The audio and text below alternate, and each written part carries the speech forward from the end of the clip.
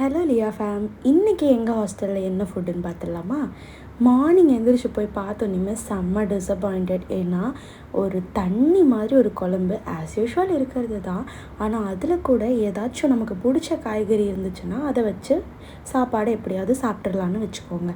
ஆனால் இன்றைக்கி பாவக்காய், அதுவும் பச்சை பாவக்காய், கொஞ்சமாவது ஒரு கசப்பு எடுத்திருப்பாங்க அப்படின்னு நான் எக்ஸ்பெக்ட் பண்ணேன். ஆனால் எதுவுமே இல்லை.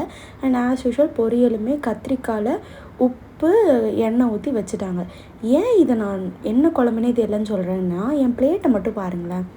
ரசம் தனியாக, நான் ஊற்றின குழம்பு தனியாக இருக்குது. ஆக்சுவலி ரசம் கிடையாதுங்க, நான் ஊற்றின குழம்புலேருந்து தண்ணி மட்டும் ஃபில்டர் ஆகி இந்த பக்கமாக ஓரமாக செட்டில் டவுன் ஆகிருக்கு. பொரியலை பார்த்தீங்கனாலே உங்களுக்கு தெரியும், வெறும் உப்பு மிளகாப்பொடி போட்டு வதக்கியிருக்காங்க, அவ்வளோதான். அதே மாதிரி குழம்புல இருக்க காயும் அப்படி தான், எந்த ஃப்ளேவருமே இருக்காது. ரெண்டுத்துக்கும் பெரிய வித்தியாசம்லாம் கிடையாது. குழம்புல கொஞ்சம் தண்ணி ஊற்றிருக்காங்க, பொரியலில் தண்ணி ஊற்றலை, அவ்வளோதான் வித்தியாசமே தவிர வேறு எந்த ஒரு டேஸ்ட்டும் தெரியாது. ஒயிட் ரைஸும் குழம்பும் கொஞ்சம் கூட பிளெண்ட் ஆகாமல் சுடு தண்ணியில் சாப்பாடு போட்டு சாப்பிட்ற மாதிரி தான் இருக்கும். அதுவும் கொஞ்சம் நேரம் கழிஞ்சு போய் ஒரு 10 மணிக்கு மேலே எடுத்தால் ஆறி போன தண்ணி தான்.